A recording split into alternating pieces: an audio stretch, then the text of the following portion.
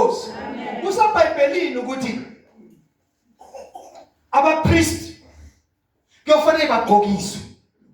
Amen. Ziyabalwa ingubo, hlobo lwengubo fanele bazenjani?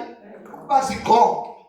Nembala yakhona iyabalwa ukuthi zinembala enjani. Nangizwa bazalwane. Yonke leyo mbala beyidescribe uJesu ozayo. Amen. Beyichaza uJesu ubala nombala unemeaning, unokusho.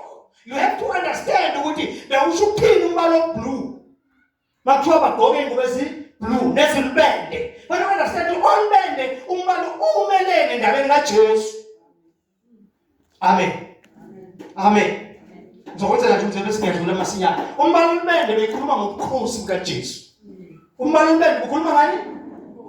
Ngobukhosi bukaJesu. Amen. Umbala omhlophe ukhuluma ngobungcwele bukaJesu. Amen bazalwane. Hallelujah. Bekhuluma ngani? Umbala omhlaza isibhakabhaka ukhuluma ukuthi noma ewuNkulunkulu but ungumuntu, bekhuluma ngobuntu bakhe. Ukuthi ungumuntu ngokuphelele. Amen bazalwane. Amen. So benginika nje ukuthi bekuyindlela leyo uNkulunkulu ayibanike kodwa yayikade isithunzi lezo bazalwane salokhu okuzayo. Amen. Hallelujah. Now move in the Bible, Old Testament yakhiwe umthetho nabaprofeti. Amen. Sengithazile ngomthetho ngithi bathi bakhuluma ngomthetho khuluma ngey'nkathi ey'nhlanu ngithi. Amen. Hallelujah.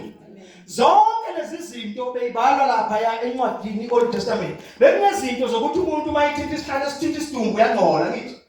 Angithi. So njengoba besengcolile ke sefanele ahlanzeke ngoba akakwazi ukuhlangana noNkulunkulu engahlanzekanga. Amen. Hallelujah. So bekunendlela bekunemithetho emayelana nobungcwele. Bekunomthetho emayelana nokuhlambululo kwabantu. Bekunomthetho kodwa uJesu mayisefikile uyena umhlambululo ngempela ngegazi lakhe. Amen. Ufuna lalela because le information enikeza yona uma ngabe ungenayo uzolahlekelwa kalula okuyikhona kona ngokuyise. Uzolahlekelwa okukhona ngokuyise ngoba kunamaqiniso ongawazi. Amen. Now njengoba ngenotshela nje bakhishwa yina uthi Jesu lamaze wakhuluma ekhuluma nabafundi bakhe uthi mina ngindlela neqiniso nokuphila akekho oza kuBaba ngaphandle kwami. Amen bazalwane. So lo uJesu wakhuluma lamaze wakhuluma kubantu ababenendlela thize abayisebenzisa bephila behamba ngayo. Abantu abamaJuda nami bazalwane ile ndlela ngishoyo yomthetho. Amen bazalwane. Hallelujah. Ngoba uJesu yena uyindlela nokuphila neqiniso. Bamgedlela amazinga asana bemnandi asana belula. Bathi uphile lo mfana uzochitha into kaNkulunkulu. Laba uzosithukisa lo. Sasitshela manje ukuthi indlela uye thina sinendlela yethu yokuya kuNkulunkulu, indlela yemhlatshelo bazalwane. Indlela yani yemihlatshelo bekuyindlela yabo yokuya kuNkulunkulu. Sometimes bebengakwazi nokuziyela kuNkulunkulu besebenza lemhlatshelo ukuthi ibagcine nje uNkulunkulu ekwazi ucommunicate nabo lezo bazalwane. Ibagcine nje bekwazi ucommunicate noNkulunkulu. Igama lenkosi malibonga. Amen. Hallelujah. Malibonga igama likaJesu. Now mabesho njalo ke uJesu njalo ethi yena indlela neqiniso nokuphila. Amen. Bayabona ukuthi umuntu uzochitha into zethu. Njengoba namhlanje baningi abantu bayakholwa. Amen bazalwane. Abanye bakholwa, abanye bayakholwa kodwa ngapha badefenda, bamile badefenda izinto zabo. Badefenda izinto zokhokho babo. Amen bazalwane. Bathi lali kuphi lona le Bible? Ngoba khokho babekhona babephila nisho ukuthi babengenaNkulunkulu. Bese belikhomba ukuthi lifike nabelungu ngoba befuna ukwenze njani kusenza igqila zabo. Amen. Lento engikhuluma ngayo bazalwane Ngikhuluma ngayo ngoba ngiyibonile. Abantu abaningi ibabophile. Abantu abaningi sababopha. Amen. Isababopha. So umsebenzi wami ukuthi ngikhuluma amaqiniso abantu bakhululeke. Amen. Malibonga igama lenkosi. Malibonga igama likaJesu. So now mayefika ke le ndlela le abaphila ngayo laba manje abafundiswa yona la indlela entsha. Kubo nezabazalwane ngoba bebenayo endala nezabazalwane. Intsha kubo ngoba bebenayo endala abebeyinikwe uNkulunkulu. Kodwa izami iphumelela zami isebenze abantu bazalwane. Ngoba akekho umuntu onamandla okugcina umthetho wonke. Amen. Akekho umuntu onjani? Umthetho ufana neketamu bafowethu. Ungayigcina imithetho njengoba ake sithi nje lapha eBhayibhelini it's about 400 and something imithetho ekhona. Amen. Ungayigcina mhlawumbe sithi 420. Ungayigcina e419. Uphulo wodwa. Nalowo wodwa ophulile awubalwa le 119. Usulahla ngawo lo wodwa. Yeah. It's very difficult. But umthetho ngokwawo omuhle. Umthetho ngokwawo ngokaNkulunkulu. Umthetho ngokwawo ulungile. Umthetho ngokwawo unwele. Wesisho njalo because umthetho uletha ama requirement. Afuneka kumuntu ukuthi abe nawo amen bazalwane. Hallelujah. But umthetho don't have a power yokukunika ukuthi wazi ukufulfilla uphile njengoba kunjalo. Umthetho uyakunikwa wona bese ugada nesigwebo. Ugada ngani? Yakunika umthetho kuthiwa sogadiwe nje ukuthi wahlulele. Wenze njani? Wahlulele. Yingakho uJesu ngelilanga lithi baletha kuye owesifazane. Bathi lokhu manje oqotsheni ephini. Amen. Bathi uJesu wabhala phansi. Wabheka phansi wabhala. Wavuka. Wathi mayekhona kimi ongena sona aqale manje. Amphonse itshe kuye. Aphonse ini? Itshe kuye. Lithi waphindela phansi wabhala. Wenze njani? Wabhala.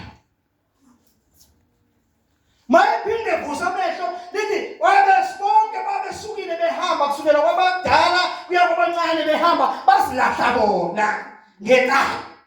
Ngomthetho ongakwazi ukubaphele lisa. Amen. uJesu iBhayibheli ngofunda lithi umthetho nabaprofeti. Umthetho wafika ngoMose kodwa umusa wafika ngoJesu Kristu. Amen. Umusa wafika ngobani? ngoJesu Kristu. Amen. Senzela umusa kule ndlela entsha sinikezwe yona. Le ndlela khumbula ukuthi isizwe sakaIsrayeli uNkulunkulu makasidala bekanecebo bekanepurpose. Bekanecebo bekanani bazalwane? Ake siphindele lapha yaku chapter 6 masinyana. Mahebheru chapter 6.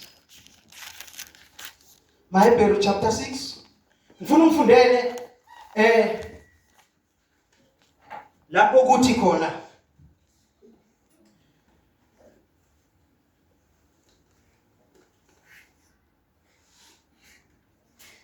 ngifuna umfundele verse 17.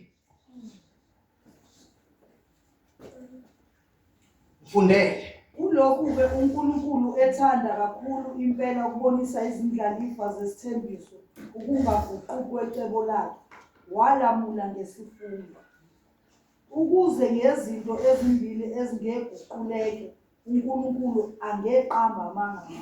Funda ke bese ufunda ku17. Angithi bengithe u17 kuphela. Ufunda u17 nobani wena? Ufunda ukulalela sisi. Siyabonga nje ukuthi usifundele 18. Kodwa bathu wafunda u17 ufunde 17. 17. Funde ku17 futhi again. Kulokhu ke uNkulunkulu ethanda kakhulu impela ukubonisa izindlalifa zesithembiso ukungaguquleki kwecebo lakhe walamula ngesifungo. Amen. Amen. Now bazalwane lithi la iBhayibheli uNkulunkulu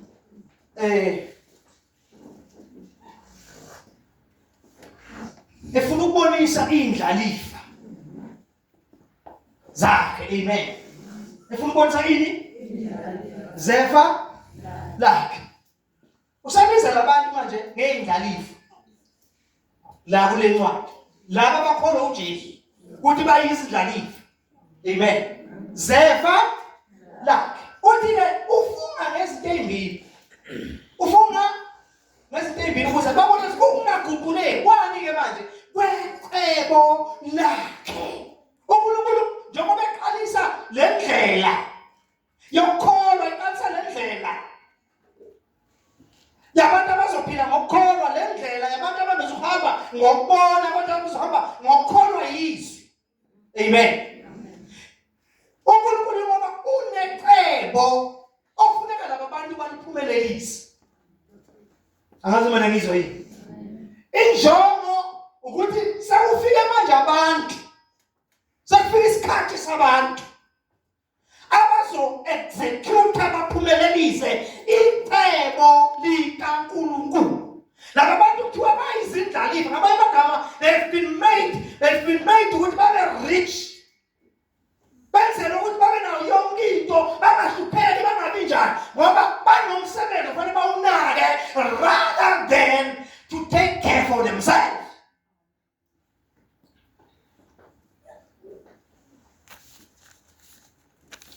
Amen.